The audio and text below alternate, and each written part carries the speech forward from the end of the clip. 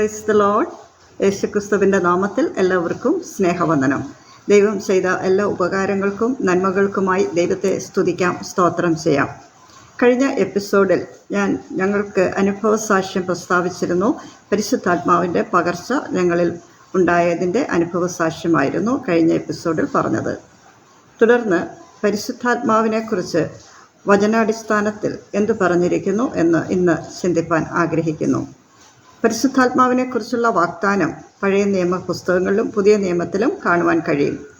എഹസ്കേൽ, യിരെമ്യാവ്, യെശയ്യാവ്, യോവേൽ എന്നീ പ്രവചന പുസ്തകങ്ങളിൽ പരിശുദ്ധാത്മാവിൻ്റെ വാഗ്ദാനത്തെക്കുറിച്ച് എഴുതിയത് കാണുവാൻ കഴിയും.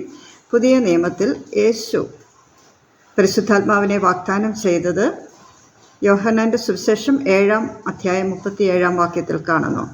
യഹൂദന്മാരുടെ കൂടാരപ്പെരുന്നാൾ നടക്കുമ്പോൾ യേശു ദേവാലയത്തിൽ ചെന്ന് പുരുഷാരത്തെ ഉപദേശിക്കുമ്പോൾ പരിശുദ്ധാത്മാവിനെക്കുറിച്ച് പറഞ്ഞ വാഗ്ദാനമാണ് വായിക്കുന്നത്. യോഹന്നാൻ്റെ സുവിശേഷം 7:37. ഉത്സവത്തിൻ്റെ മഹാദിനമായ ഒടുക്കത്തെ നാളിൽ യേശു നിന്നുകൊണ്ട്, ദാഹിക്കുന്നവൻ എല്ലാം എൻ്റെ അടുക്കൽ വന്നു കുടിക്കട്ടെ, എന്നിൽ വിശ്വസിക്കുന്നവൻ്റെ ഉള്ളിൽ നിന്ന് തിരുവെഴുത്ത് പറയുന്നത് പോലെ ജീവജലത്തിൻ്റെ നദികൾ ഒഴുകും എന്ന് വിളിച്ചു പറഞ്ഞു. അവൻ ഇത് തന്നിൽ വിശ്വസിക്കുന്നവർക്ക് ലഭിക്കാനുള്ള ആത്മാവിനെക്കുറിച്ചാകുന്നു പറഞ്ഞത്. അതുവരെ ആത്മാവ് വന്നിട്ടില്ലായിരുന്നു.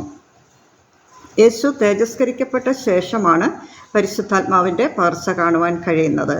ഇവിടെ പറയുന്നു, തന്നിൽ വിശ്വസിക്കുന്നവർക്ക് പരിശുദ്ധാത്മാവിനെ ലഭിക്കുന്നു. തുടർന്ന് യേശു ഉയർത്തെഴുന്നേറ്റ ശേഷം സ്വർഗാരോഹണം ചെയ്യുന്നതിന് മുമ്പ് ശിഷ്യന്മാരോട് പറഞ്ഞത് ലൂക്കോസിൻ്റെ സുവിശേഷം 24-ാം അധ്യായം 49-ാം വാക്യത്തിൽ കാണുന്നു. എൻ്റെ പിതാവ് വാഗ്ദത്തം ചെയ്തതിനെ ഞാൻ നിങ്ങളുടെ മേൽ അയക്കും. നിങ്ങളോ ഉയരത്തിൽ നിന്ന് ശക്തി ധരിക്കുവോളം നഗരത്തിൽ പാർക്കുവിൻ എന്ന് അവരോട് പറഞ്ഞതായി അവിടെ രേഖപ്പെടുത്തിയിരിക്കുന്നു. പരിശുദ്ധാത്മാവ് വരുമ്പോൾ അവർക്ക് ശക്തി ലഭിക്കും എന്ന് പറയുന്നു. പരിശുദ്ധാത്മാവ് കേവലം ശക്തി മാത്രമല്ല, തൃത്വത്തിലെ ഒരു ആളത്വം ആണ്. പരിശുദ്ധാത്മാവിൻ്റെ വിവിധ പ്രവർത്തനങ്ങളെക്കുറിച്ച് യേശു പ്രവചിച്ച് പറഞ്ഞിട്ടുള്ള വേദഭാഗങ്ങളുണ്ട്. യോഹന്നാൻ്റെ സുവിശേഷം 16-ാം അധ്യായം 7-8 വാക്യങ്ങളിൽ വായിക്കുന്നു. എന്നാൽ ഞാൻ നിങ്ങളോട് സത്യം പറയുന്നു, ഞാൻ പോകുന്നത് നിങ്ങൾക്ക് പ്രയോജനം. ഞാൻ പോകാഞ്ഞാൽ കാര്യസ്ഥൻ നിങ്ങളുടെ അടുക്കൽ വരികയില്ല. ഞാൻ പോയാൽ അവനെ നിങ്ങളുടെ അടുക്കൽ അയക്കും. അവൻ വന്ന് പാപത്തെക്കുറിച്ചും നീതിയെക്കുറിച്ചും ന്യായവിധിയെക്കുറിച്ചും ലോകത്തിന് ബോധ്യം വരുത്തും. ഇവിടെ പരിശുദ്ധാത്മാവിൻ്റെ ഒരു പ്രവൃത്തിയെ കാണിക്കുന്നത് അവൻ പാപത്തെക്കുറിച്ചും നീതിയെക്കുറിച്ചും ന്യായവിധിയെക്കുറിച്ചും ബോധം വരുത്തും എന്നാണ്.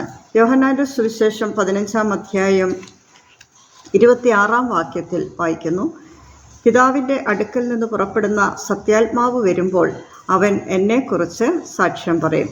പരിശുദ്ധാത്മാവിനെ ഇവിടെ സത്യാത്മാവ് എന്ന് പറയുന്നു. യേശുവിനെക്കുറിച്ച് സാക്ഷ്യം പറയുവാൻ പരിശുദ്ധാത്മാവാണ് നമ്മെ സഹായിക്കുന്നത്. യേശു സ്വർഗാരോഹണം ചെയ്ത് പോയതിന് ശേഷമാണ് പിതാവ് വാഗ്ദത്തം ചെയ്ത പരിശുദ്ധാത്മാവിനെ അവരുടെ മേൽ അയച്ചത്. അപ്പോസ്തല പ്രവൃത്തികൾ 2-ാം അധ്യായത്തിലാണ് പരിശുദ്ധാത്മാവിൻ്റെ പകർച്ച കാണുവാൻ കഴിയുന്നത്. പെന്തക്കോസ്ത് നാൾ വന്നപ്പോൾ ശിഷ്യന്മാർ എല്ലാവരും ഒരു സ്ഥലത്ത് ഒരുമിച്ച് കൂടിയിരുന്നപ്പോൾ പെട്ടെന്ന് കൊടിയ കാറ്റടിക്കുന്നത് പോലെ ആകാശത്ത് നിന്ന് ഒരു മുഴക്കം ഉണ്ടായി. അവർ ഇരുന്നിരുന്ന വീട് മുഴുവനും നിറച്ചു. അഗ്നിജ്വാല പോലെ പിളർന്നിരിക്കുന്ന നാവുകൾ അവർക്ക് പ്രത്യക്ഷമായി അവരിൽ ഓരോരുത്തൻ്റെ മേൽ പതിഞ്ഞു. എല്ലാവരും പരിശുദ്ധാത്മാവ് നിറഞ്ഞവരായി ആത്മാവ് അവർക്ക് ഉച്ചരിപ്പാൻ നൽകിയതുപോലെ അന്യഭാഷകളിൽ സംസാരിച്ചു തുടങ്ങി. ഇത് കേട്ട് പുരുഷാരം അവിടെ ഓടിക്കൂടി. വന്നവരിൽ ക്രേത്യർ, അറബിക്കാർ, ഇങ്ങനെ വിവിധ ഭാഷക്കാർ ഉണ്ടായിരുന്നു.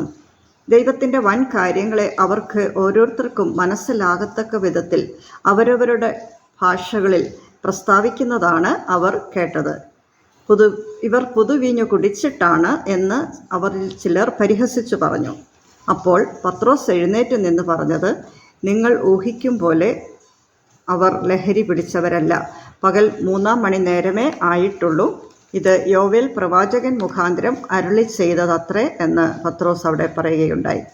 പഴയ നിയമത്തിൽ യോവേൽ പ്രവാചകൻ്റെ പുസ്തകത്തിൽ 28-29 വാക്യങ്ങൾ 2-ാം അധ്യായം 28-29 വാക്യങ്ങളിൽ വായിക്കുന്നു, ഞാൻ സകല ജഡത്തിന്മേലും എൻ്റെ ആത്മാവിനെ പകരും.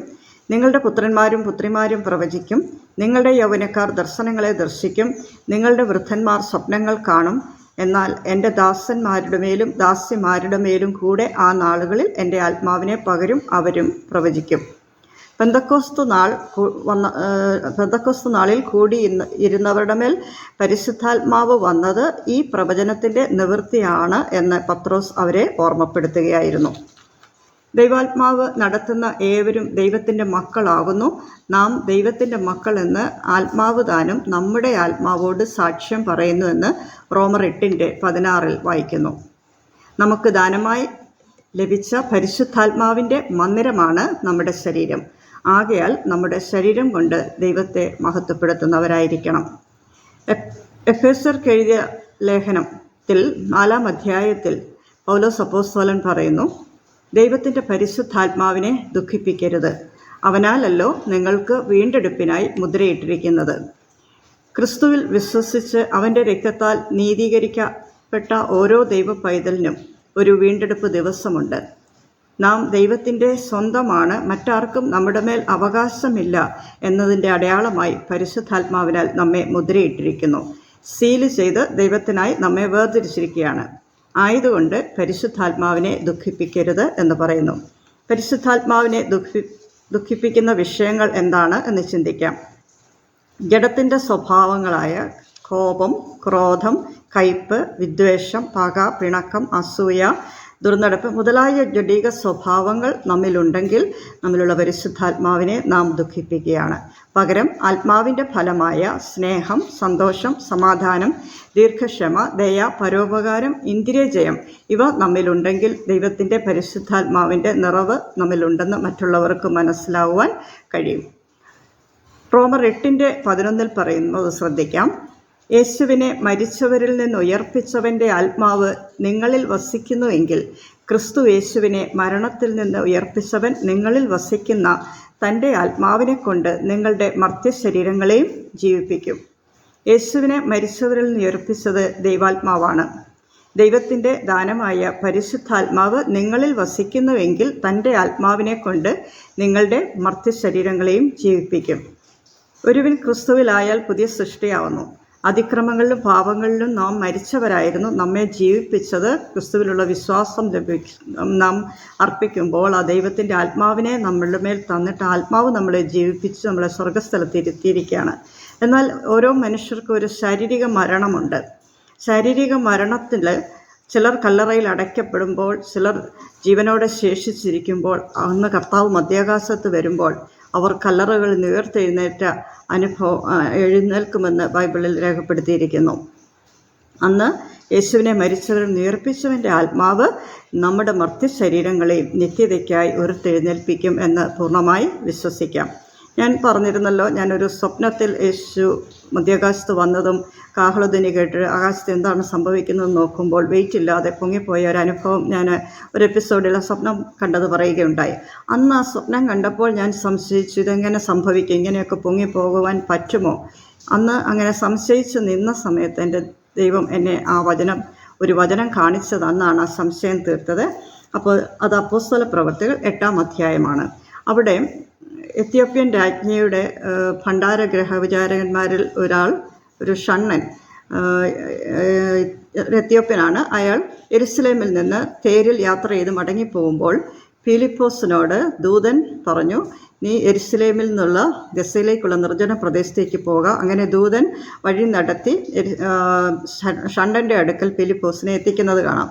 ഷണ്ണൻ തേരിലിരുന്ന് യെശയ്യാ പ്രവചനം വായിക്കുകയാണ്.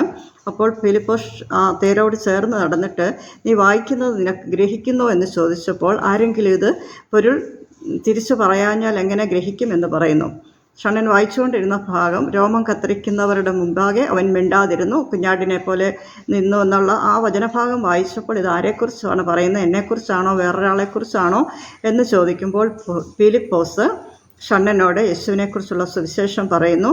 അവർ പോകുന്ന വഴിയിൽ വെള്ളം കണ്ടപ്പോൾ ഷണ്ണൻ പറഞ്ഞു, ഇതാ വെള്ളം, സ്നാനത്തിന് എന്ത് തടസ്സം എന്ന് പറഞ്ഞപ്പോൾ ഫിലിപ്പോസ് പറയുന്നു, നീ പൂർണ്ണമായി വിശ്വസിക്കുന്നുവെങ്കിൽ ആകാം. അപ്പോൾ ഷണ്ണൻ ഏറ്റു പറഞ്ഞു, ഞാൻ പൂർണ്ണമായി യേശു ദൈവപുത്രൻ എന്ന് ഞാൻ പൂർണ്ണമായി വിശ്വസിക്കുന്നു.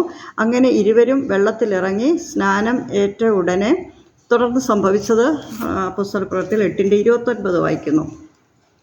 അവർ വെള്ളത്തിൽ നിന്ന് കയറിയപ്പോൾ കർത്താവിൻ്റെ ആത്മാവ് പീലിപ്പോസിനെ എടുത്തുകൊണ്ടുപോയി. ഷണ്ഡൻ അവനെ പിന്നെ കണ്ടില്ല. അവൻ സന്തോഷിച്ചുകൊണ്ട് തൻ്റെ വഴിക്ക് പോയി. പിന്നെ പീലിപ്പോസിനെ അസ്തോദിൽ കണ്ടു. ഈ ഭാഗം വായിച്ചപ്പോഴാണെന്ന് എൻ്റെ സംശയം തീർന്നത്. അപ്പോൾ ദൈവാത്മാവ് പീലിപ്പോസിനെ എടുത്തുകൊണ്ട് വേറൊരു സ്ഥലത്ത് ആക്കി. ഇതാണ് കർത്താവിൻ്റെ വരവെങ്കിൽ മധ്യാകാശത്ത് സഭയെ ചേർക്കുമ്പോഴും ഈ ദൈവത്തിൻ്റെ ആത്മാവാണ് നമ്മെ എടുത്തുകൊണ്ട് പോകുന്നത് എന്നുള്ള കാര്യം അന്ന് എനിക്ക് പൂർണ്ണമായിട്ട് വിശ്വസിക്കുവാനിടയായി. തുടർന്ന് ദൈവത്തിൻ്റെ പരിശുദ്ധാത്മാവിനെ, നമ്മിലുള്ള പരിശുദ്ധാത്മാവിൻ്റെ ശക്തിയെ ആക്ടിവേറ്റ് ചെയ്യുവാൻ ചില കാര്യങ്ങൾ ശ്രദ്ധിക്കേണ്ടതുണ്ട്. പ്രാർത്ഥനയിലൂടെ ദൈവവുമായി നല്ല ബന്ധത്തിലായിരിക്കണം. ദൈവവചനം ധ്യാനിക്കുന്നവരായിരിക്കണം. വചനത്തോട് പൂർണ്ണ അനുസരണമുണ്ടായിരിക്കണം. വല്ല പാപവും ചെയ്തു പോയിട്ടുണ്ടെങ്കിൽ ഏറ്റുപറഞ്ഞ് മാനസാന്തരപ്പെട്ട് ശുദ്ധീകരണം പ്രാപിക്കുവാൻ ഉത്സാഹിക്കണം. ഈ വിധത്തിൽ നിരന്തര പ്രാർത്ഥനയിലൂടെയും ദൈവവചന ധ്യാനത്തിലൂടെയും ദൈവവുമായിട്ടുള്ള സംസർഗത്തിൽ വർദ്ധിച്ചു വരുവാൻ ഇടയാകുമെങ്കിൽ ആത്മാവ് സ്ഥിരമായി നമ്മിൽ വസിക്കുവാൻ ഇടയാവും. ദോഷികളായ നിങ്ങളുടെ മക്കൾക്ക് നല്ല ദാനങ്ങളെ കൊടുക്കുവാൻ അറിയുന്നുവെങ്കിൽ സ്വർഗസ്ഥനായ പിതാവ് തന്നോട് യാചിക്കുന്നവർക്ക് പരിശുദ്ധാത്മാവിനെ എത്ര അധികം കൊടുക്കുമെന്നാണ് വാഗ്ദാനം. അങ്ങനെയെങ്കിൽ പരിശുദ്ധാത്മാവിൻ്റെ ശക്തിക്കായി നമുക്ക് പ്രാർത്ഥിക്കാം. ആ പ്രോമിസ് നമുക്കുണ്ട്. യാചിക്കുന്നവർക്ക് ലഭിക്കും.